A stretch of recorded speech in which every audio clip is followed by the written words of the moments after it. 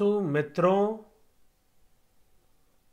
बहुत बहुत अभिनंदन है आपका हमारे इस चैनल दिव्य सृजन स्पिरिचुअल में और लाइव चर्चा के इस कार्यक्रम में। प्रत्येक दिवस रात्रि 9 बजे यह कार्यक्रम हम लेकर आते हैं और आज भी यह प्रारंभ हो चुका है। और जो मित्र पहले से प्रतीक्षारत हैं उन सब का बहुत अभिनंदन है। ज्योति दत्ता जी, आदित्य सिन्हा जी, राकेश पांडे जी, हैरी धीनसा जी, जगत नारायण जी, अवनी भट्टाचार्य जी, दिलीप खेर जी,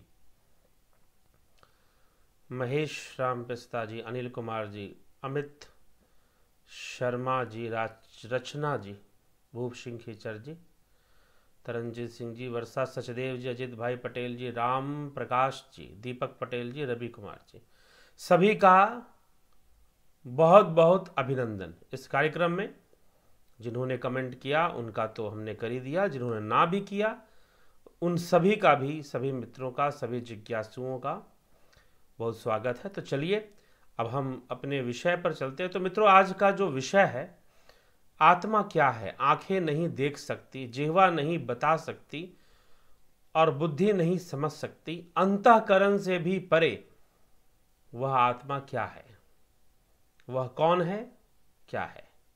तो केनोपनिषद का यह विषय है। जैसा कि कल का ही प्रसंग हम ले लें, कल के विषय में कि प्रश्न क्या किया गया, उसी प्रश्न का उत्तर देते हुए इसमें चर्चा आगे बढ़ती है। तो हम फिर से उन प्रश्न को लेंगे। केनोपनिषद का जो प्रथम श्लोक है, प्रथम मंत्र है, वह क्या कहता है। ओम केनेशितम पतति प्रेषितम मनः केन प्राण प्रथम प्रयति युक्तः केनेशिताम वाचमिमां वदन्ति चक्षुः श्रोत्रम क उदेवो युनक्ति। अर्थात किसके द्वारा यह सब कुछ सत्ता पाकर प्रेरित होकर मन आदि इंद्रियां कार्य करती हैं। प्राणों को चलाने वाला प्राण कौन है, प्राण चलता है जिससे युक्त होकर किसके द्वारा क्रियाशील की जाती हैं। इस वाणी को जो लोग बोलते हैं वह किसकी प्रेरणा से कार्य करता है। वह प्रसिद्ध देव जो चक्षुओं से देखता है, कर्णों से सुनता है और इनको प्रेरणा देने वाला वह कौन है। तो उसका उत्तर देते हुए कहा गया श्रोत्रस्य श्रोत्रम मनसो मनो यद्वाचो हवाचम स उ प्राणस्य प्राण चक्षुश्चक्षुरतिमुच्य धीरा प्रत्यास्मालोकाद मृता भवन्ति। अर्थात जो मनसः, मन का मन है, अर्थात मन का भी कारण है, प्राणों का प्राण है, प्राणस्य प्राण, वाचस्य वाचम, जो वाक इंद्रियों का भी वाक है, श्रोत्रस्य श्रोत्रम, जो श्रोत्रस्य श्रोत्रम, श्रोत मतलब कान, जो कानों का भी कान है, श्रोतस्य श्रोत्रम, चक्षुष्य चक्षु, जो चक्षुओं के पीछे भी देखने वाला चक्षु है, चक्षुष्य चक्षु, सह, वह वही है, धीर ज्ञानी जन जीवन मुक्त होकर इस लोक से जाने के बाद भी अमर हो जाते हैं, जो उसको जानते हैं, जो प्राणों का भी प्राण है, वाणी का भी वाणी है, श्रोत्रों का भी श्रोत्र है, चक्षु का भी चक्षु है, मन का भी मन है। अर्थात जिसके सकाश से प्राण भी चलायमान है, मन भी काम कर रहा है, इंद्रियां भी काम कर रही हैं, वाणी, श्रोत्र और चक्षु आदि जो इंद्रियां हैं वह भी कार्यरत हैं, जिससे प्रेरणा प्राप्त कर जिसके सकाश से वह आत्मा, वह तो वही है। यहां पर आत्मा को सीधा नहीं लिखा गया, उसे कहा गया वही है, वही है, और वह मरकर भी नहीं मरने वाला है। प्रेत्य लोकात प्रेत्य अमृता, मृत्यु के अंतर में भी वह अमर है। अर्थात शरीर के मृत्यु होने पर उसकी हानि नहीं होती है, वह नष्ट नहीं होता, उसकी मृत्यु नहीं होती है। तो कुछ इस प्रकार की चर्चा यहां मिलती है।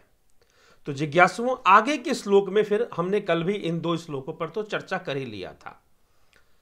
लेकिन अब उसी के बारे में कहा जा रहा है कि ना तत्र चक्षुर गच्छति, ना वाग गच्छति, ना मनो न विद्यो न विजानिमो यथैत दनु शिष्यादन्य देव तद्विदितादथो अविदितादधि इति सुषुम्न प्रवेशाम ये नंस्त द्वया चक्षुरे। तत्र ना चक्षु वहां पहुंच सकती है, ना तत्र चक्षुर गच्छति, ना वाग गच्छति, नो मनो न विद्यो न विजानिमो, अर्थात कि वहां पर चक्षु नहीं पहुंच सकती है, अर्थात जो इन आंखों से नहीं देखा जा सकता, उस आत्मा को देखा नहीं जा सकता इन आंखों से। न तत्र चक्षुर गच्छति, न वाग गच्छति, ना ही वहां पर वाणी पहुंच सकती है। न वाग गच्छति, वाग गच्छति मतलब वाणी के लिए वाक शब्द का प्रयोग हुआ है, तो वहां पर वाणी भी नहीं पहुंच सकती है। नो मनो न विद्यो, ना वहां तुम मन से पहुंच सकते हो और ना वहां पहुंचने की कोई विद्या है, ना तर्क है ना बुद्धि है, ठीक, तो नहीं पहुंच सकते। जिस प्रकार से एतत् अनुशिष्यात बतलाया जाए कि वह ऐसा है, न विद्या, इस बात को ना तो हम स्वयं अपनी बुद्धि से ही जानते हैं, वहां पर बुद्धि की समझ भी नहीं पहुंच सकती है। ना विजानिम, ना दूसरों से सुनकर ही जान सकते हैं, दूसरों से सुनकर भी हम इसको नहीं जान सकते, ठीक। तो वह सुनने और जानने में, बुद्धि से सुनने में नहीं आता, बुद्धि से जानने में नहीं आता, इंद्रियों से देखने में नहीं आता, ये यहां पर कहने का तात्पर्य। फिर कहा जा रहा है अन्यत्र एव अथो अविदत्तात, भिन्न ही है वह जाने हुए ज्ञानियों के लिए, अर्थात पदार्थ जो कि हम इंद्रियों से जानते हैं, जिन विषयों को हम इंद्रियों से जानते हैं उससे वह भिन्न है, वह इंद्रियों का विषय ही नहीं है। इसलिए इंद्रिय विषयों से कभी तुलना भी नहीं करनी चाहिए। पहले भी मैं कहते आया हूं, जो लोग ये कहते हैं कि क्या मृत शरीर में भी आत्मा है और क्या सुअर के अंदर भी परमात्मा हो सकता है, अरे बताओ, इतनी गंदी चीज में जो कि मल खाता है, क्या उसमें भला परमात्मा का वास? नहीं नहीं, हमारा हृदय नहीं करता। कुछ लोगों का तर्क क्या है कि हमारा हृदय नहीं करता कि हम इस बात को माने कि गंदगी में भी परमात्मा, हम नहीं मान सकते। तो आपका अब मानने के लिए तो आप सूरज को चांद और चांद को सूरज मान लो, क्या फर्क पड़ जाए, मानने की तो पूरी स्वतंत्रता है। आप मान लीजिए कि सूर्य उदय दक्षिण से होता है, मानने की तो पूरी स्वतंत्रता होती है, ठीक। तो यहां पर जो कहा जा रहा है, ना तत्र चक्षुर गच्छति, न वाग गच्छति, नो मनो न विद्यो न विजानिमो तत् विदितात, वह जाने हुए पदार्थ समुदाय से भिन्न ही है, अर्थात जिनको हम इंद्रियों से जान सकते हैं उनसे वह भिन्न ही है, उनसे वह भिन्न ही है। तो अन्यत्र भिन्न ही है और न जाने हुए से ऊपर है। यह अपने पूर्वाचार्यों के मुख से हम सुनते आए हैं, जिन्होंने हमें उस तत्व का भली भांति व्याख्या करके समझाया है। वह जो परम तत्व है, अब उस तत्व को बताया जा रहा है कि जिसको बुद्धि से नहीं जाना जा सकता। पूर्व आचार्यों ने भी ऐसा ही कहा है। जो इन प्राणों का प्रेरक है, जो प्राणों का भी प्राण है, मन का भी मन है, वाणी से का भी वाणी है, श्रोत्र का भी श्रोत्र है और चक्षु का भी चक्षु है, वह सबका प्रेरक, उसी के सकाश से संपूर्ण प्रकृति कार्यरत है। तो उसी को, उस तत्व को इस प्रकार से बुद्धि वहां नहीं पहुंच सकती, आंखों से नहीं देखा जा सकता। न तत्र चक्षुर गच्छति, न वाग गच्छति, नो मनो न विद्यो, उस तत्व को नहीं हम इस प्रकार से मन बुद्धि से नहीं जान सकते हैं। फिर अगले श्लोक में इसी की व्याख्या करते हुए और क्या लिखा जा रहा है, यद वाचान भयुदितम येन वाग भयुदत्ते तदेव ब्रह्म त्वम विधि नेदम यदितमुपासते। जो वाणी के द्वारा नहीं बतलाया गया, अपितु बल्कि जिससे वाणी बोली जाती है, जो वाणी के द्वारा बतलाना संभव नहीं है, परंतु उसी के द्वारा वाणी बोली जाती है, अर्थात जिसकी शक्ति से वक्ता बोलने में समर्थ होता है उसको तो वह ब्रह्म ही जान। यत वाणी के द्वारा बताने में आने वाला जिस तत्व की उपासना करते हैं यह ब्रह्म नहीं है, यह ब्रह्म नहीं है। जो विषय वाणी के द्वारा बताया जा रहा है वह ब्रह्म नहीं है। एक बार ठाकुर रामकृष्ण परमहंस से किसी ने पूछा कि महाराज ब्रह्म क्या है,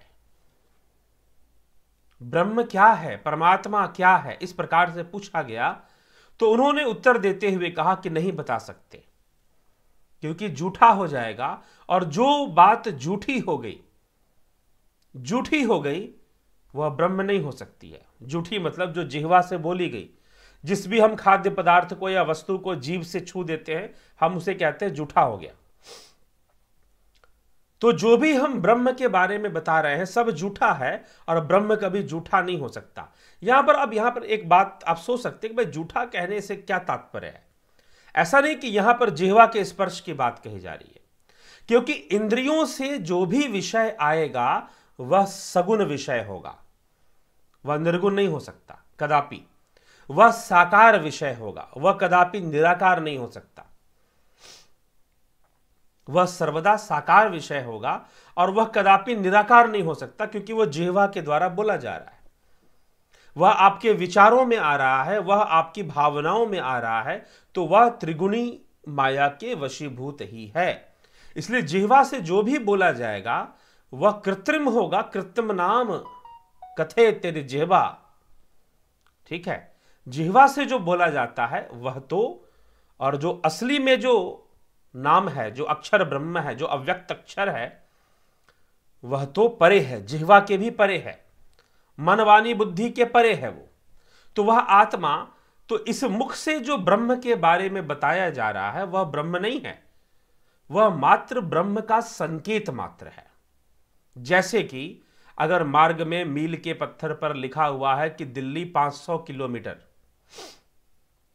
मान लीजिए लिखा हुआ है कानपुर में दिल्ली 500 किलोमीटर मील के पत्थर पे, तो वह मील का पत्थर दिल्ली नहीं है, वह मील का पत्थर दिल्ली नहीं है। उसको पकड़ के बैठ जाओगे तो दिल्ली नहीं हो जाएगा। इसीलिए ब्रह्म के विषय में जो कुछ भी बोला जा रहा है, जो कुछ भी बताया जा रहा है, वह ब्रह्म नहीं है।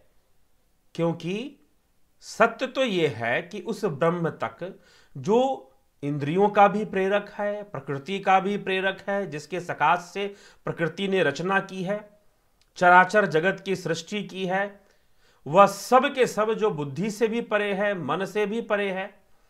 वहां बुद्धि नहीं पहुंच सकती, वहां मन नहीं पहुंच सकता, वहां वाक आदि इंद्रियां नहीं पहुंच सकती, वहां प्राण भी नहीं पहुंच सकते। जो प्राणों का भी संचालक है, प्राणों का भी प्राण है, उसको प्रेरणा देने वाला है, उस आत्मा तक, उस ब्रह्म तक बुद्धि से नहीं पहुंचा जा सकता।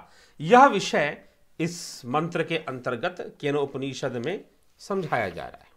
तो आइए, ये प्रथम खंड के अंदर ही हम अध्ययन कर रहे हैं, आगे और इसको समझने का प्रयास करते हैं। अगले श्लोक में क्या कहते हैं?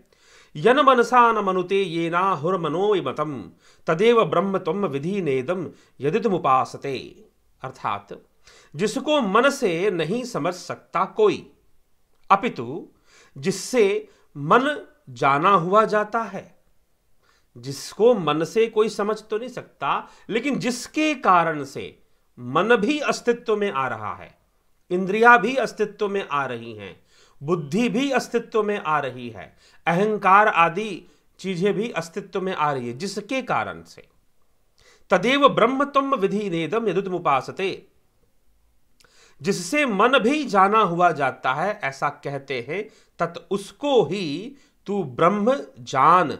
मन और बुद्धि के द्वारा जानने में आने वाले जिस तत्व की उपासना करते हैं वह ब्रह्म नहीं है, वह ब्रह्म नहीं है। कितना स्पष्ट, क्या कहा गया कि मन बुद्धि से, वाणी से आप अगर किसी की उपासना करते हैं तो वह ब्रह्म नहीं है। तभी तो श्री कृष्ण ने अर्जुन से कहा, ना तो माम शक्यसे द्रष्टु मननेव स्वचक्षुषा। कि इन चरम चक्षुओं से जो तू मुझे देख रहा है कि मैंने मोर मुकुट धारण किया है, मैं द्वारकाधीश के रूप में तेरे सामने खड़ा हूं, यह मेरा रूप नहीं है। तू मुझे इन चक्षुओं से देख ही नहीं सकता।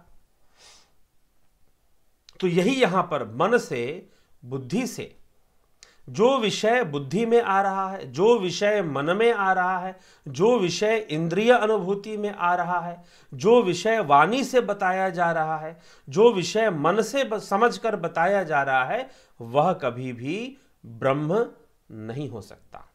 लेकिन इन सब के पीछे जिस कारण से मन भी अस्तित्व में आ गया, जिस कारण से ब्रह्म बुद्धि भी अस्तित्व में आ गई, जिस कारण से प्राण भी अस्तित्व में आ गए, उन सबको तू उसी ब्रह्म से हुआ बना हुआ जान ले। उसी से बना हुआ, प्रकृति उसी के सकाश का प्रयोग करते हुए सृष्टि करती है। ठीक, प्रकृति उसी के सकाश का प्रयोग करते हुए सृष्टि करती है और यही सृष्टि का क्रम चल रहा है। लेकिन बिना उसके सकाश से प्रकृति कुछ नहीं कर सकती। अगर बिजली ना हो तो पंखा हवा नहीं दे सकता। अगर बिजली आई तो बिजली की ही ऊर्जा का प्रयोग करते हुए पंखा हवा देगा, टीवी जो है न्यूज़ दिखा देगा, फिल्म दिखा देगा आपको। अभी आप अपने मोबाइल फोन या लैपटॉप पर ये वीडियो देख पा रहे हैं, लाइव सेशन जो चल रहा है। तो बिना बिजली के ये सारी चीजें चलना संभव नहीं है। लेकिन क्या बिजली दिखा रही? तो बिजली दिखा भी नहीं रही है। इसीलिए कहा जाता है कि वह कुछ ना करते हुए भी सब कुछ करने वाला है। कुछ ना करते हुए भी सब कुछ करने वाला है, इसीलिए वह कर्ता पुरुष है। इसीलिए इस तरह से इन बातों को कहा जाता है, अर्थात कि वह नहीं कर रहा है, वह नहीं कर रहा है, फिर भी वो कर्ता पुरुष है। तो इसीलिए इस बात को हमें समझना है। तो मित्रों, आगे के श्लोक में इसी चर्चा को आगे बढ़ाते हुए फिर कहते हैं, यत् चक्षुषा न पश्यति येन चक्षुषी पश्यति, यत् चक्षुषा न पश्यति येन चक्षुषीं पश्यति तदेव ब्रह्म त्वं विधिनेदं यदुतमुपासते। जिसको चक्षु के द्वारा नहीं देखा जा सकता, जिससे चक्षु देख रहा है, लेकिन जो चक्षु अगर कार्यरत है तो जिसके सकाश से चक्षु कार्यरत है, चक्षु के द्वारा जिसको नहीं देखा जा सकता लेकिन जिससे चक्षु देख रहा है, देख पाता है, उसको ही तू ब्रह्मजान या चक्षुषा ना पश्यति येन चक्षुषी पश्यति। उसको ही तू ब्रह्मजान, चक्षु के द्वारा देखने में आने वाले जिस दृश्य वर्ग की उपासना करते हैं वह ब्रह्म नहीं है, वह ब्रह्म नहीं है। तो प्रथम खंड के अंदर, केनोपनिषद के प्रथम खंड में ब्रह्म को समझाने की प्रक्रिया चल रही है। ब्रह्म को समझाने की प्रक्रिया चल रही है। तो प्रश्न क्या है? प्रश्न क्या था? पहला ही श्लोक प्रश्न है। प्रश्न है कि प्राणों के पीछे, इन प्राणों को चलाने वाला कौन है? मन को चलाने वाला कौन? इंद्रियों को चलाने वाला कौन? इनका प्रेरक कौन है? तो इनका प्रेरक तो वही है, लेकिन वह जो वही है उसको वाणी से नहीं जान सकते, बुद्धि से नहीं जान सकते, मन से नहीं जान सकते। और जो वाणी से बताया जा रहा है वह कदापि ब्रह्म नहीं है, वह तो ब्रह्म की ओर एक संकेत मात्र है। या फिर शास्त्रों के अंदर, उपनिषदों के अंदर जो यह श्लोक लिखे जा रहे हैं वह श्लोक भी एक संकेत मात्र है। जैसे मील का पत्थर कभी दिल्ली नहीं हो सकता। ठीक, तो इस प्रकार से वर्णन है। आगे कहते हैं, यत् शत्रुएन न शृणोति येन श्रोत्रमिदं श्रुतम् तदेव ब्रह्म त्वं विधिनेदं यदुतमुपासते। अर्थात जिसको श्रोत्रों के द्वारा नहीं सुन सकता, लेकिन जिसकी शक्ति से यह श्रोत्र सुनने का कार्य करते हैं, वह ब्रह्म है, वह ब्रह्म है। परंतु श्रोत्र इंद्रियों के द्वारा जो जानने में आ रहा है वह ब्रह्म नहीं हो सकता, वह ब्रह्म नहीं हो सकता। तो बहुत गूढ़ विषय लिया गया और बहुत अच्छे तरीके से प्रस्तुत किया जा रहा है यहां पर श्लोकों को। कि पहले कहा गया कि जो चक्षुओं से देखा, चक्षु ब्रह्म को नहीं देख सकते, चक्षु ब्रह्म को नहीं देख सकते, लेकिन चक्षु जो भी देख रहे हैं उस ब्रह्म की शक्ति से देख रहे हैं। लेकिन चक्षु जो भी देखते हैं वह ब्रह्म नहीं हो सकता, वह ब्रह्म नहीं हो सकता।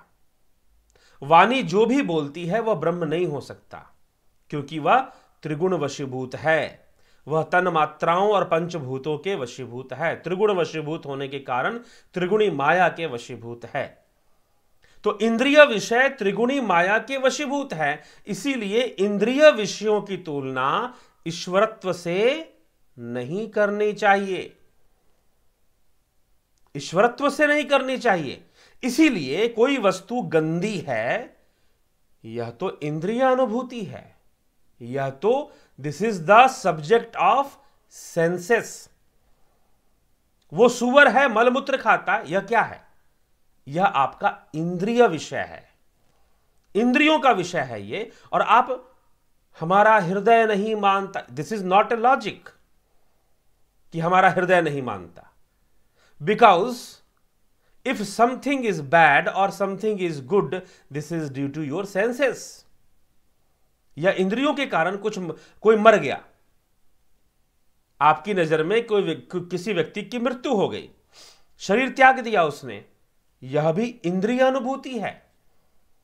इंद्रियों की सीमा में जब इंद्रियों के परे अनुभव करोगे तो पता चलेगा कि मृत्यु तो मिथ्या है, मृत्यु तो होती ही नहीं है। शरीर नष्ट हो जाता है, जो जीव कर्म कर रहा था और जो कर्मों का फल भोग रहा था वो तो फिर भी विद्यमान रहेगा, वो तो फिर भी अस्तित्व में रहेगा। इसीलिए यहां पर कहा गया इंद्रिय विषयों को आप उसमें ईश्वर अनुभूति को मत ले आइए कि उसमें ईश्वर नहीं हो सकता क्योंकि वो चीज गंदी है, मैली है, उसमें से बदबू आती है। वाह भैया, तो तुलना ही गलत, सोच में कोई गहराई ही नहीं, वहां तक पहुंच ही नहीं पा रहे और तर्क दिए जा रहे हो कि हमारा हृदय नहीं मानता। अरे भैया, वही मैला है, वह मिट्टी में चला जाएगा और उसी मिट्टी से वृक्ष निकल जाएगा, उसी वृक्ष से फल गिरेगा, तो उस फल को खा लोगे। तब ध्यान नहीं दिया तुमने कि वह तो मैले से ही बना हुआ फल था। इसीलिए यहां पर समझाने का प्रयास मैंने बीच में किया कि जो लोग ये कहते हैं कि वह तो मैला है, गंदगी है, उसमें परमात्मा कैसे हो सकता है। अरे भाई, मैला होना, गंदा होना, यह आपके इंद्रियों का विषय है। और जो वह परब्रह्म है, वह जो ब्रह्म है, क्या समझाया जा रहा है, वहां आपकी इंद्रियां पहुंच ही नहीं सकती। लेकिन इंद्रियां जो कार्य कर रही हैं उसी के सकाश से कर रही हैं। आगे लिखा जा रहा है प्राणों के विषय में, यत् प्राणेन न प्राणिति येन प्राणः प्रणीयते तदेव ब्रह्मं त्वं विधि नेदं यदुदमुपासते यत् प्राणेन न प्राणिति येन प्राणः प्रणीयते। जो प्राणों के द्वारा चेष्टा युक्त नहीं होता बल्कि जिनसे प्राण चेष्टा युक्त होते हैं, उसको ही तू ब्रह्म जान। अर्थात जो प्राणों के द्वारा तो नहीं चलाया जाता, लेकिन प्राणों को जो चलाने वाली शक्ति है, जो प्राणों के द्वारा चेष्टा युक्त नहीं होता, अर्थात प्राण वहां नहीं पहुंच सकते, प्राणों के माध्यम से उसकी अनुभूति भी नहीं हो सकती। तो जो प्राणों के द्वारा चेष्टा युक्त अर्थात न प्राणिति, अर्थात जो प्राणों के द्वारा जो नहीं चल सकता, लेकिन प्राण उसी की सकाश से चल रहे हैं, उसी की शक्ति से चल रहे हैं, तो उसे तू ब्रह्म जान। त्वम एव त्वम ब्रह्म विधि यत उपासते। प्राणों की शक्ति से चेष्टा युक्त दिखने वाले जिस तत्व समुदाय की उपासना करते हैं लोग, वह ब्रह्म नहीं है। अब प्राण और इंद्रियों के माध्यम से जिन विषयों को आप देखते हैं और उसकी उपासना करते हैं, वह ब्रह्म नहीं है। अर्थात आप ब्रह्म की उपासना नहीं कर रहे, आप किसी और की उपासना कर रहे हैं। तो उपासना कीजिए, आप किसी भी की भी कर रहे हैं, लेकिन उसे ब्रह्म की संज्ञा मत दीजिए। क्या इसीलिए कहा जा रहा है उसे ब्रह्म की संज्ञा मत दीजिए, क्योंकि जो विषय इंद्रियों का विषय हो गया तो वो निश्चय ही गुण संपन्न है, और जो गुण संपन्न है और जो इंद्रियों का विषय हो गया, क्योंकि इंद्रियां ब्रह्म से ही चलायमान हैं, ब्रह्म की शक्ति से ही कार्यरत हैं, लेकिन इंद्रियों का सामर्थ्य नहीं है कि वह ब्रह्म को दिखा सके। अब लाइट जलती है ना, घर में बल्ब जलाते हैं, एलईडी बल्ब्स, ट्यूबलाइट्स जलाते होंगे ना। अब उस लाइट में बहुत कुछ दिखाई देता है, कमरे के अंदर जितनी भी चीजें होंगी उस लाइट में आपको दिखाई देंगी, लेकिन क्या उस लाइट में बिजली दिखाई देती है?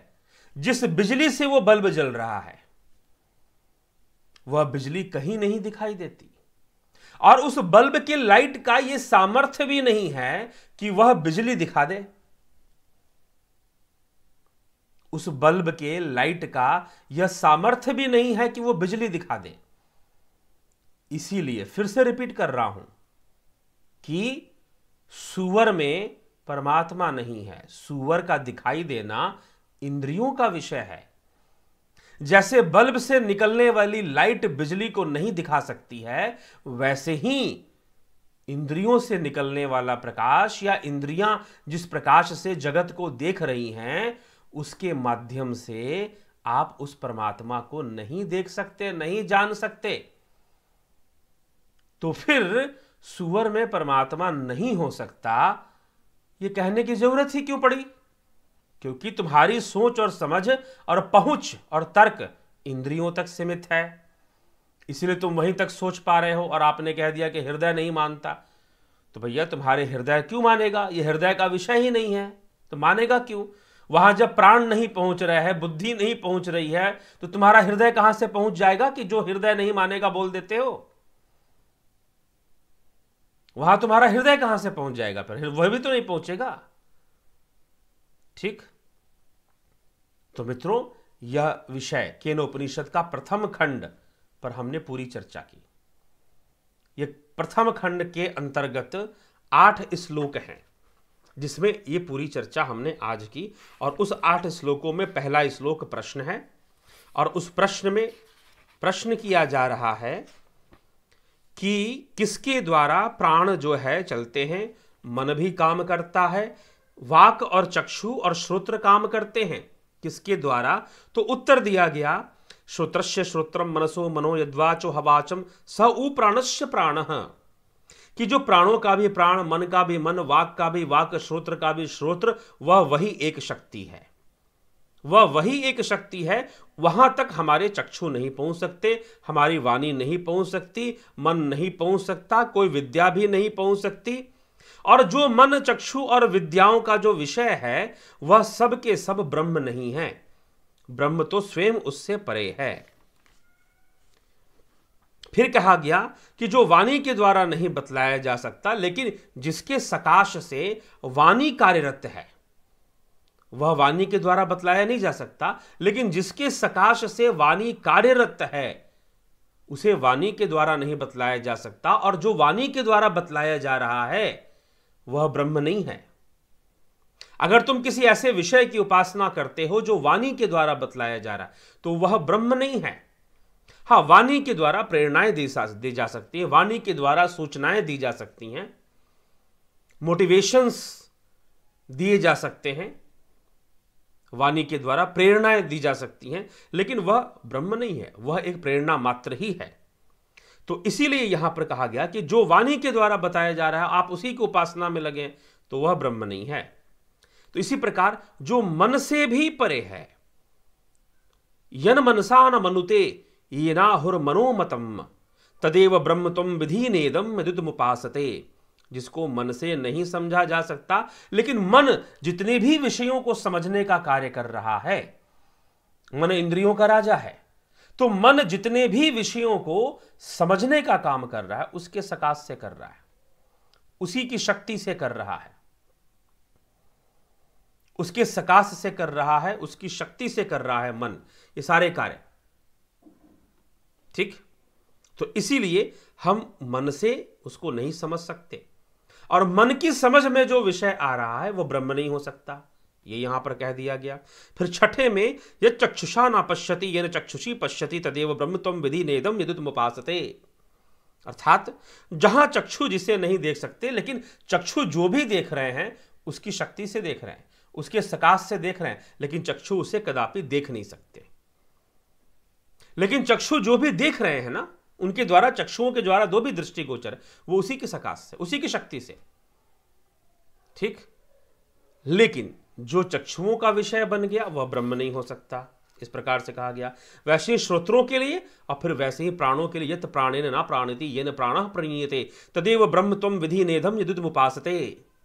अर्थात जो प्राणों का विषय नहीं है, प्राणों के द्वारा संचालित होने वाली जो शरीर और इंद्रियां हैं उनका विषय नहीं है, लेकिन प्राण जो भी कर रहा है उसी के सकाश से कर रहा है, उसी के सकाश से कर रहा है। फिर वही श्लोक गीता के 9वें अध्याय का 10वां श्लोक क्या कहता है, कल भी हमने लिया था उसको, एक बार फिर उसी को लगता है। यह केन उपनिषद का जो प्रथम खंड है वह उस एक श्लोक के आशय को विस्तार से बता रहा है। कौन सा? जो श्रीमद् भगवद गीता में श्री कृष्ण भगवान कह रहे हैं 9वें अध्याय के अंदर, 9वें अध्याय में जो वह कह रहे हैं, क्या कह रहे हैं 10वें श्लोक के अंदर, मया अध्यक्षेण प्रकृति सूयते सचराचरम हेतु नानेन कौन्तेय जगद्वी परिवर्तते। मुझ अधिष्ठाता के सकाश से प्रकृति चराचर सहित सर्व जगत को रचने वाली है, रचती है, और इस हेतु से ही संसार चक्र घूम रहा है। तो यह जितना भी यह प्रकृति का विषय बन जाता है वह इंद्रियों के द्वारा, इंद्रियां उसी से कार्यरत हैं, उसी के सकाश से कार्यरत है, बिल्कुल वैसे ही।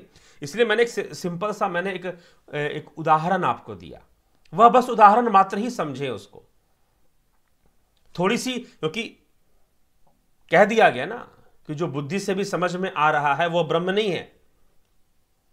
हां, एक संकेत है, एक इशारा जरूर है, एक डायरेक्शन जरूर है, एक मील का पत्थर जरूर है। यह वाणी और यह श्लोक किसका काम कर रहे हैं? मील के पत्थर का काम कर रहे हैं, कि जिसके ऊपर लिखा हुआ है कि फलानी जगह इतनी दूर है, फलानी जगह इतनी दूर है, ठीक। तो यही बात श्रीमद् भगवद गीता के इस विषय को यहां पर लिया गया है। और लिया क्या? उपनिषदों की रचना पहले हुई, पहले मानी गई है गीता से, तो इसीलिए उपनिषद, क्योंकि वेदों के विस्तार में ही उपनिषद आ जाते हैं, और गीता में जब वेदों की चर्चा हो रही है, सांख्य की चर्चा हो रही है, इसका तात्पर्य उसी से प्रमाणित होता है कि उपनिषद गीता से पहले आए होंगे। तो विस्तार से 8 श्लोकों में इस विषय को समझाने का प्रयास किया गया, ठीक है, कि यह प्राणों का भी प्राण कौन है, मन का भी मन कौन है, और उससे दूसरे कई विषय भी अपने आप स्पष्ट हो जा रहे हैं, ठीक है जिज्ञासुओं। तो आज गोपाल शर्मा जी, बहुत बहुत आपके इस सहयोग के लिए, अनुदान के लिए, जो आपने सहयोग किया है उसके लिए बहुत बहुत आभार। तो चलिए मित्रों, आगे हम आपके कमेंट्स ले लेते हैं। तो प्रथम खंड आज खत्म हुआ, केन उपनिषद का प्रथम खंड आज समाप्त हुआ, और कल से हम द्वितीय खंड पर चलेंगे। चार खंड हैं, केन उपनिषद के 4 खंड हैं। कल से हम द्वितीय खंड पर चर्चा शुरू कर देंगे केन उपनिषद के। तो ये प्रथम खंड आज समाप्त हुआ। तो जो लोग पहले से जुड़े हैं उन सबका देख लेते हैं क्या कमेंट कर रहे हैं। आप लोग के कमेंट पर भी चर्चा करना बाकी है। तो ओम नमः शिवाय, जय सिया राम, जय श्री कृष्ण, जय जी। जीवित ही मृत को देख सकता है, मृत जीवित को कभी देख या समझ नहीं सकता है। या जीवित तो देखिए, ईश्वर अंश जीव अविनाशी, जीव अविनाशी है, जीवित भी मृत को देख सकता है। ऐसे ऐसे लोग हैं, ऐसे ऐसे लोग हैं। मैं आपको एक घटना बता रहा हूं, मैं उस व्यक्ति से मिला हुआ हूं, इसलिए मैं आपको बता रहा हूं कि एक व्यक्ति, एक लड़का ही था, युवा ही था, लगभग 16-17 साल की उम्र होगी, पतंगबाजी कर रहा था अपने छत के ऊपर। थोड़ा सा बचपना अभी गया ही नहीं थी उसकी, हालांकि इतने बड़े बड़े होते तो थोड़ी सी समझदारी आ जाती, लेकिन पतंगों का शौक उसका अभी गया नहीं था। पतंगबाजी कर रहा था और वो गिर गया, छत से गिर गया अपने। जब छत से गिरा तो लगभग समझिए बेहोश। अब माता पिता उसके बड़े परेशान, घर के लोग बड़े परेशान कि भाई ये क्या हो गया, बेहोश है कि मर गया, सांसें नहीं चल रही हैं, ऐसा लग रहा है, सब कुछ रुक गया है। जल्दबाजी से उन्होंने पास पड़ोस में कोई कंपाउंडर थोड़े बहुत जानकार, कोई डॉक्टर टाइप के कोई व्यक्ति थे, उनको जाकर जल्दबाजी से बुलाया। उन्होंने नब्ज अब्ज चेक किया और सीधा बोला कि मर गया है, ये तो हॉस्पिटल ले जाना है ले जाओ, नहीं तो छोड़ो, अपना अंतिम संस्कार की तैयारी करो, अब ये जीवित नहीं है। इस प्रकार से उन्होंने घोषणा कर दी। आधे घंटे बाद वो लड़का, उसकी सांसें चलने लगी और फिर से वो आ गया। ऐसी एक जगह पर नहीं, ऐसे अनेक जगह पर आपको ऐसे लोग मिल सकते हैं। मैं तो ऐसे कई लोगों से मिला, तो मैं आपको बता रहा हूं। तो अब जो है वह उठा, चेत में आया, तो कुछ देर तक किसी को पहचाना ही नहीं कि कौन हूं मैं, कहां हूं, क्या हूं। कुछ देर तक कुछ उसे पहचान में नहीं आया। कुछ देर मतलब यही 15 मिनट, 10 से 15 मिनट। उसके बाद सारी मेमोरी रिकॉल हो गई। सिर में चोट आया था उसके, थोड़े ये था कि चलो फटा नहीं था सिर, लेकिन चोट आया था, तो मेमोरी रिकॉल होनी शुरू हो गई और फिर सारा चीज़ें समझने लगा कि हाँ मेरे माता पिता हैं, ये सब है बस। तो लगभग आधे घंटे का टाइम इस सारी प्रक्रिया में लगा। तो जब वो आधे घंटा या 40 मिनट बाद जब उठ गया, और उसके कुछ देर बाद, लगभग 15 मिनट बाद, उठने के 15 मिनट बाद याद आ गए सारे लोग, तो फिर उसको माता पिता ने फिर डॉक्टर को दिखाया, अच्छे से डॉक्टर को दिखाया, कहीं गहरी चोट ना आई हो। तो उन्होंने बोला कि नहीं, सिर के ऊपरी हिस्से में ही चोट आई है, अंदरूनी चोट नहीं है। सिटी स्कैन वगैरह सब कुछ हुआ, सिर के उसी में चोट आई है, कोई अंदरूनी चोट नहीं। लोग, परिवार के लोग खुश हुए, चलो भाई ठीक है, बच गया, बाल बाल बच गया। तो अब समय बीता, दूसरे दिन, एक दिन बीत गया, दूसरे दिन उसने अपने पिताजी को बताया। क्या बताया? कि जब मैं इस प्रकार से गिर गया था तो मैंने क्या देखा कि मैं खड़ा हूं और मेरी बॉडी पड़ी हुई है और सब लोग रो रहे हैं, मैंने ये अपनी आंखों से देखा। तो मरा कौन? शरीर। एक क्षण के लिए जीवात्मा को लगा कि भाई शरीर गया काम से, उसने शरीर का त्याग कर दिया कुछ देर के लिए। फिर देखा शरीर तो फिट है, फिर से उसमें काम शुरू कर दिया, प्रवेश कर गया। ठीक है, यह प्रक्रिया इस प्रकार से, कई लोग ऐसे हैं, एक नहीं, ऐसे अनेकों लोग हैं जिन्होंने ऐसी अनुभूतियां की हैं। और कई बार लोग आत्महत्या करने वाले लोग भी बचा जाते हैं, तो वो भी कई बार ऐसी अनुभूतियां कर लेते हैं। तो ये जो बात है कि मृत को नहीं देख सकता, जो जीवित है वही मृत को देख सकता है, तो बात तो बिल्कुल सही है। लेकिन जीवित जो जीव है वो अविनाशी है। ठीक, चलो जी, जगत नारायण जी,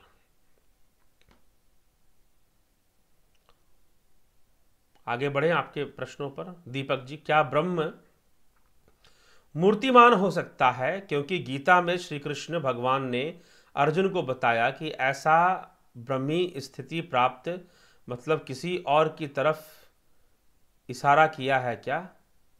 ब्रह्म उसको कहते हैं? जी नहीं, ब्रह्म किसी व्यक्ति को नहीं कहते। ठीक, हाँ, योग सिद्धि संपन्न योगी हो सकते हैं, अवतारी पुरुष या योगी जिनको हम कहते हैं, जो जीवन मुक्त हैं, वह अपनी इच्छा से शरीर धारण कर सकते हैं, उन्हीं को आप अवतारी कहते हैं, वही सिद्ध हैं, जन्म सिद्ध हुआ करते हैं, जैसे श्री कृष्ण थे। तो इसी प्रकार से ऐसे कई योगी जो जन्म सिद्ध हुआ करते हैं, तो वो सब जानते हैं, उनके जितने भी जन्म पीछे हो सके उस सबका ज्ञान उनको होता है। तो ब्राह्मी स्थिति एक योगी की स्थिति है, जहां पर वो ब्रह्म का साक्षात्कार करता है प्रतिबिंबित रूप में। फिर वह ब्रह्म में लीन होता है, वह कैवल्य में जाकर होता है, वह समाधि, पूर्ण समाधि में जाकर होता है। ठीक, हेमराज भूषाल जी, नमस्कार गुरु जी फ्रॉम नेपाल, अभिनंदन है आपका नेपाल से। राम निवास मीना जी, सादर जी, हाँ। न तत्र चक्षुर गच्छति न वाग गच्छति नो मना न विद्योम न विजनिमो यथेदु नो शिष्यात्। ठीक है जी। गोपाल जी, गुरु जी सभी मनुष्य पशु पक्षी वृक्ष तथा हिरण्यगर्भ में भटक रहे सभी मृतक इत्यादि सभी के प्रति अनायास ही हृदय में तीव्र गहरा दया भाव उठने का क्या तात्पर्य है, कृपया प्रकाश डालने। यह तीव्र भाव उठने का तात्पर्य है कि सबके कल्याण की इच्छा प्रकट होना। यह तभी संभव है जब व्यक्ति कल्याण का सही अर्थ समझता है, ब्रह्मलीन होने का सही अर्थ समझता है, उस परमानंद की एक बूंद उसे मिल गई है, उसने स्वाद चख लिया है, तभी वह सच्चे हृदय से सबके कल्याण की प्रार्थना कर सकता है।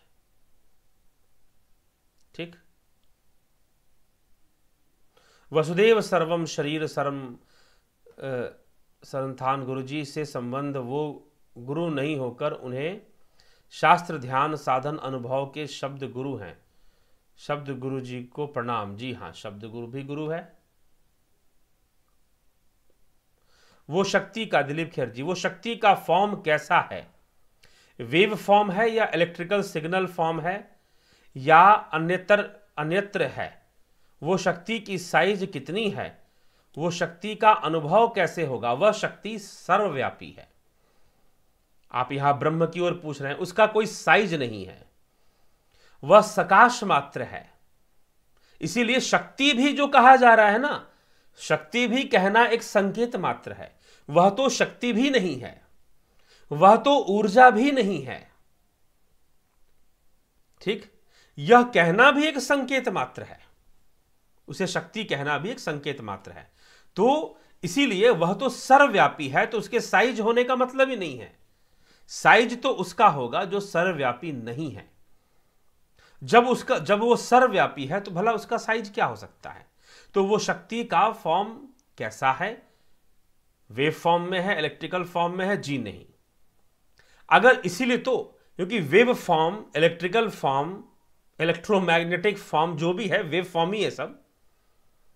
तो यह जो भी ये फॉर्म है, यह तो बुद्धि का विषय है। और जब कहा जा रहा है कि बुद्धि नहीं समझ सकती, मन नहीं समझ सकता, इंद्रियां नहीं जान सकती, लेकिन इंद्रियां जो भी जानती हैं, मन जो भी समझता है, बुद्धि जो भी समझती है, वह उसके सकाश से है। बिल्कुल वैसे ही जैसे कि बल्ब के लाइट में सब कुछ दिख रहा है, लेकिन बल्ब जिस शक्ति से जल रहा है वो नहीं दिख रहा, वो नहीं दिख रहा, उसको देखना वो दृष्टि में नहीं आ रहा, उसको नहीं जाना जा रहा। तो इसी प्रकार उसका ना साइज है, उसका ना रूप है, क्योंकि वो सर्वव्यापी है। जो सर्वव्यापी है या सर्वत्र ही है, सर्व खलम इदम ब्रह्म जो कहा जाता है, तो खलु इदम ब्रह्म, क्या इसका अर्थ क्या है कि वह सर्वत्र ही है, तो उसका साइज नहीं हो सकता ना, उसका वेव फॉर्म भी नहीं हो सकता। ठीक। तो इस प्रकार से इसको समझे। उसे हम कैसे जान सकते हैं? निरोध से, निराकरण से, निवारण से, इन मन बुद्धि इंद्रियों के परे जाकर। और परे कैसे जाएंगे? ध्यान योग से। ध्यान योग से परे जाकर उस तत्व तक हम पहुंच पाएंगे। उसे हम तत्व भी नहीं कह सकते, तत्व कहना भी एक संकेत मात्र है। अच्छा, यहां पर प्रश्न भी कर रहे हैं शायद, गुरु जी ब्रह्म कोई तत्व है या स्थान है? जी नहीं, ना तो वो तत्व है और ना ही वो स्थान है। भला स्थान कैसे हो सकता है जब सर्वव्यापी है?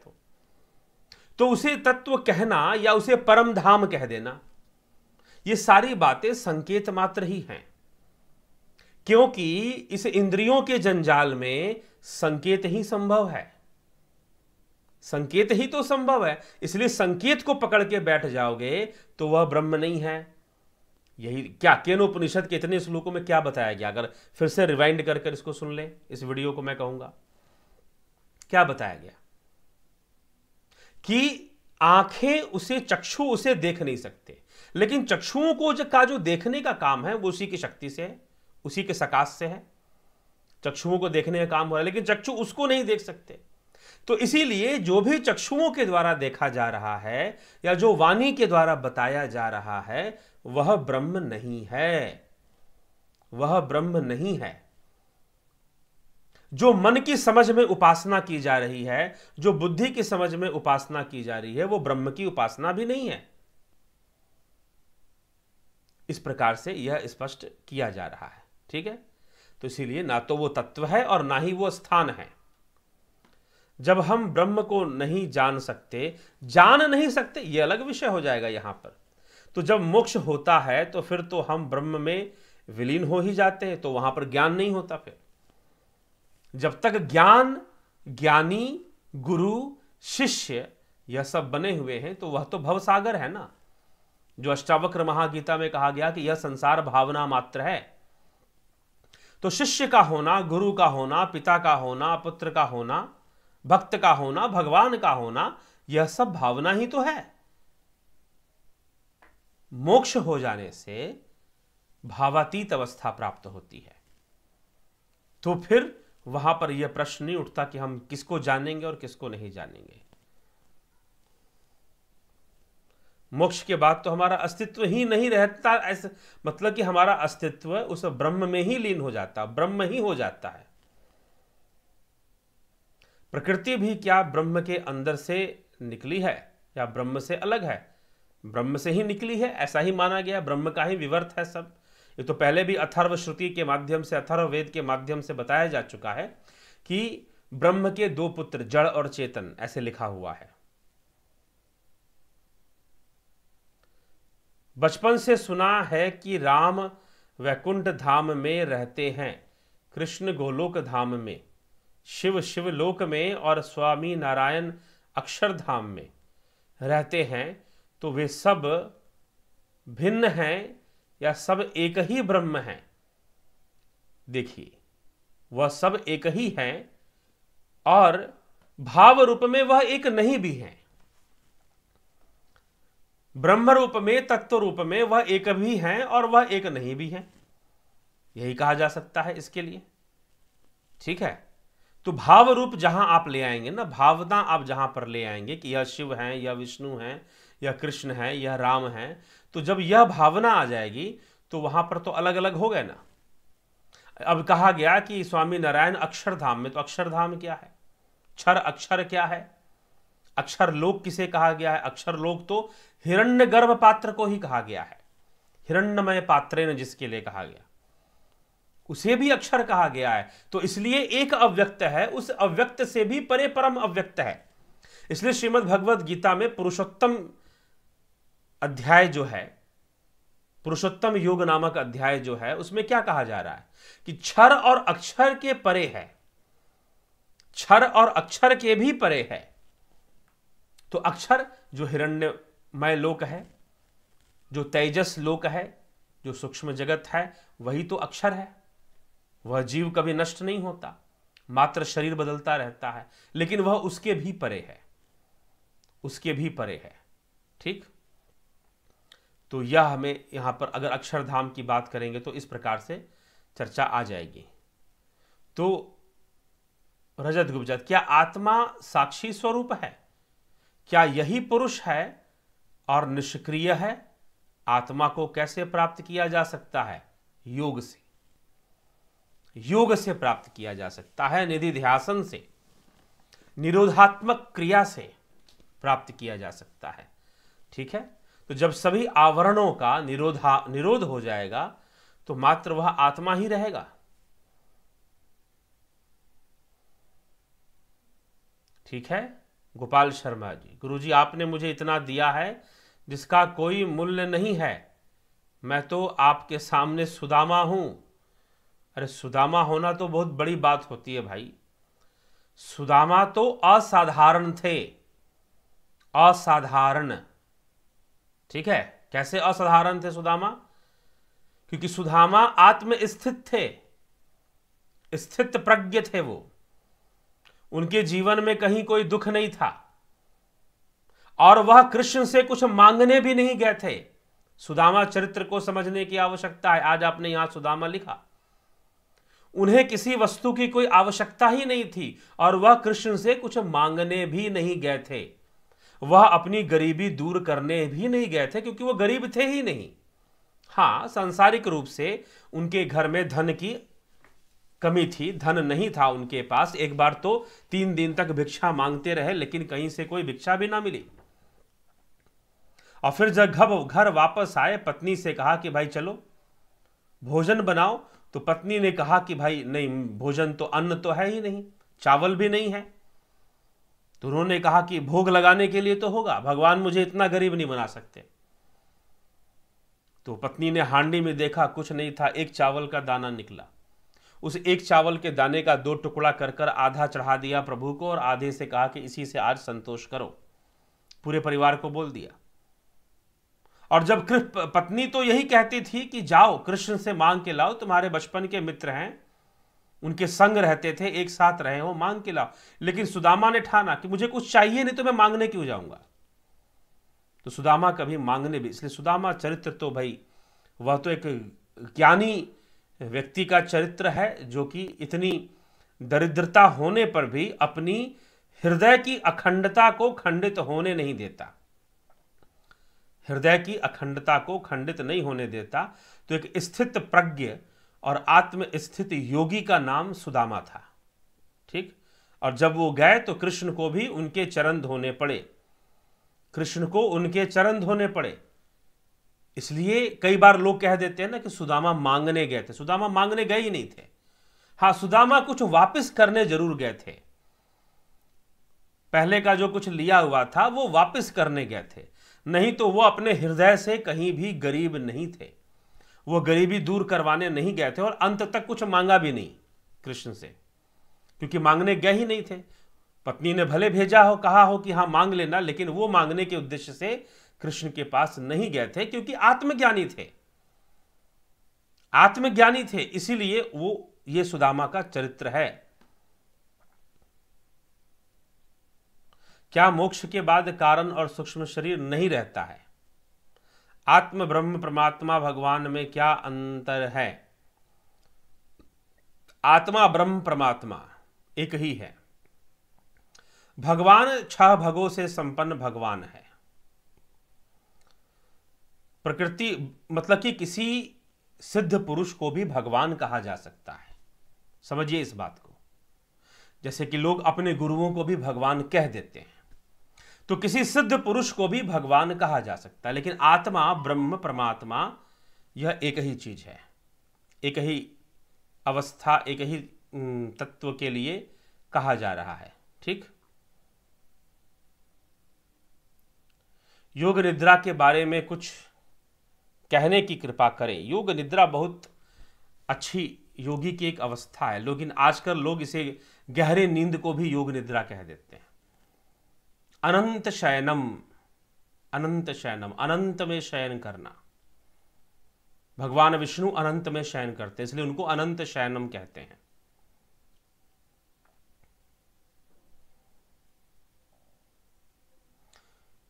ठीक। तो इसलिए योग निद्रा कभी और लाएंगे। वैसे योग निद्रा पर पीछे में मुझे लगता है कि पीछे मैंने कोई वीडियो जरूर बनाई है। आप योग शास्त्र के जो प्लेलिस्ट है उसमें आप जाएं तो आपको मिल जाएगा योग निद्रा के ऊपर। लेकिन आजकल जो एक्सरसाइज करने वाला जो योग निद्रा है ना, वह योग निद्रा नहीं है। वह तो सिंपल एक साइकोलॉजिकल एक्सरसाइज है जिससे कि आदमी गहरी नींद में चला जाता है। लेकिन योग निद्रा सचेत निद्रा है। सचेत अवस्था में हिरण्य गर्भ में भ्रमण करना। भगवान विष्णु अनंत शयनम है, अनंत में शयन करते हैं, तो वह योग निद्रा है। ठीक। सचेत निद्रा में भी सचेत रहना, वह योग निद्रा कहलाएगी। तो अब सचेत रहना मतलब कि लेटे हुए भी जागते रहना, क्योंकि अभी यह विषय जब तक ध्यान नहीं करोगे यह विषय नहीं स्पष्ट हो सकता कि निद्रा में भला कोई सचेत कैसे रहेगा। ठीक। साक्षी कैसे रहेगा, साक्षी भाव में रहना। तो चलिए, क्या सूक्ष्म शरीर नष्ट होने पर मोक्ष होता है? लय होने पर। सूक्ष्म शरीर को नष्ट होना शब्द प्रयोग नहीं होता, उसके लिए लय होना। नष्ट होना सिर्फ शरीर, स्थूल शरीर के लिए होता है। बिल्कुल, उसके लय होने पर मोक्ष होगा। गुरुजी, अक्षर और अवसर, अक्षर और ब्रह्म, अवसर और ब्रह्म एक ही है? अक्षर क्या होता है भैया? अक्षर। अच्छा, अक्षर और ब्रह्म। तो अक्षर, अव्यक्त अक्षर ब्रह्म है, ये कह सकते हैं। अव्यक्त अक्षर, लेकिन अव्यक्त लोक में भी 2 लोक अव्यक्त हैं। भगवान कृष्ण ने अष्टम अध्याय में श्रीमद् भगवद गीता में इसकी चर्चा करते हुए कहा कि एक हिरण्य गर्भ लोक जो है, जो ब्रह्मा का सृष्टि, जहां पर सूक्ष्म सृष्टि होती है, वह लोक भी अव्यक्त है और उससे परे भी एक परम अव्यक्त है। इसीलिए क्षर और अक्षर से परे ब्रह्म है, ऐसा कहा गया है। गुरु जी, पृथ्वी जल अग्नि वायु की उत्पत्ति का उद्गम स्थान भी हिरण्यगर्भ है। जी हाँ, प्रकृति के विकास क्रम में आता है ये। तो सूक्ष्म से स्थूल पंचीकरण के सिद्धांत से, वेदांत दर्शन पंचीकरण सिद्धांत से इसकी सृष्टि होती है।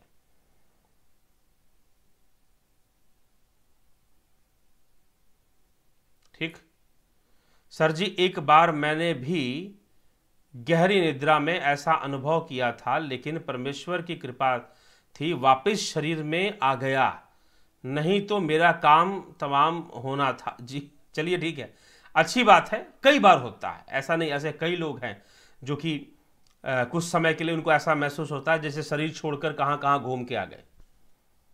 ऐसा होता है, ऐसे कई लोग हैं। ठीक, प्रकृति ब्रह्म में है या माया में है? माया तो है ही प्रकृति। ठीक है, ब्रह्म में और माया में नहीं। ब्रह्म में तो सब कुछ है, सब कुछ ब्रह्म में है, लेकिन प्रकृति तो स्वयं माया है, स्वयं माया स्वरूप है।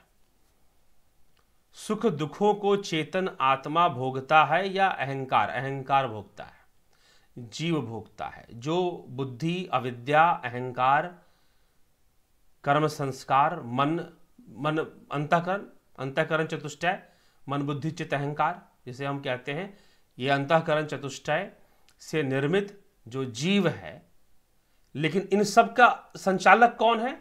किसके सकाश से चल रहे हैं? तो वो आत्मा के सकाश से ही सब चल रहे हैं।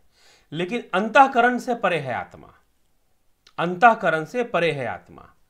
इसलिए मैंने पहले भी कहा कि आत्मा की आवाज नहीं सुन सकते, अंतःकरण की आवाज सुन सकते हैं।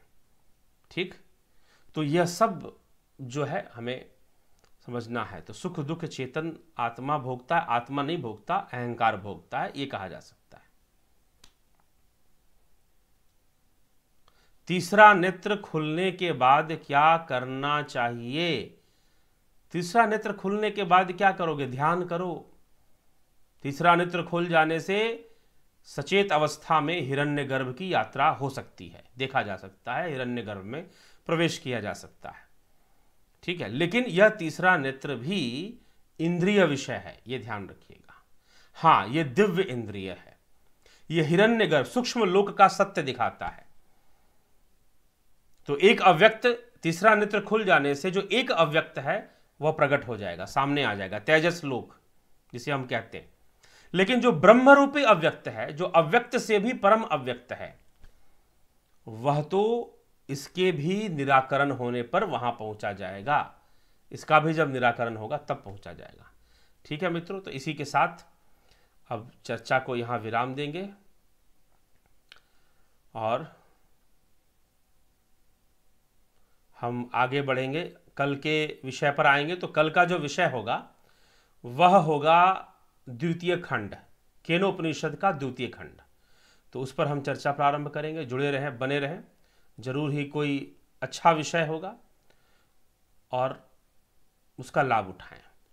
और जो मित्र मेंबरशिप, ध्यान साधना, ध्यान योग में उतरना चाहते हैं, अभ्यास करना चाहते हैं, तो निश्चय ही संपर्क करें और संपर्क कर कर उसको प्राप्त कर अपने जीवन को आगे बढ़ाएं। अभी उसमें बहुत सारी चीज़ें डेवलप होने वाली हैं, विकसित होने वाली हैं। शिविर कैंप भी लगेंगे, कहीं कहीं पर कैंप भी कहीं कहीं लगेंगे ध्यान योग के। इन जो जुपिटर मेंबरशिप में जो साधनाएं कराई जाती हैं उसी की कैंप भी लगे, जिसमें कि आप आमने सामने बैठकर एक कैंप के अंदर आप फिर उसका लाभ उठाएंगे। ठीक, तो वह भी होगा। तो कहाँ होगा, किस शहर में होगा, आप वहाँ पहुँच सकते हैं उस शहर में, तो निश्चय ही आप उसको ज्वाइन करिएगा। वो आपको बताया जाएगा, यूट्यूब चैनल के माध्यम से बताया जाएगा।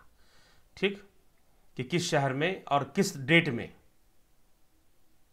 वो आपको यहाँ से उसकी अनाउंसमेंट कर दी जाएगी। तो आगे हम इस पर चर्चा करेंगे। तो चलिए इसी के साथ, लेकिन ऑनलाइन जो ज्वाइन करना चाहते हैं वो तो ज्वाइन कर सकते हैं, लाभ उठा सकते हैं। ठीक है, इसी के साथ विचारों को विराम देते हैं। बहुत बहुत आभार जुड़े रहने के लिए। जुड़े, और अगर आपको इसकी गुणवत्ता अच्छी लगती है तो निश्चय ही वीडियोस की और व्याख्यानों की, और आपके भ्रम दूर होते हैं, संशय दूर होते हैं, कॉन्सेप्ट्स क्लियर होते हैं, तो ज़रूर ज़रूर शेयर भी किया करें, वीडियोस को शेयर भी किया करें, सब्सक्राइब भी कर दिया करें। बहुत बहुत सभी का आभार।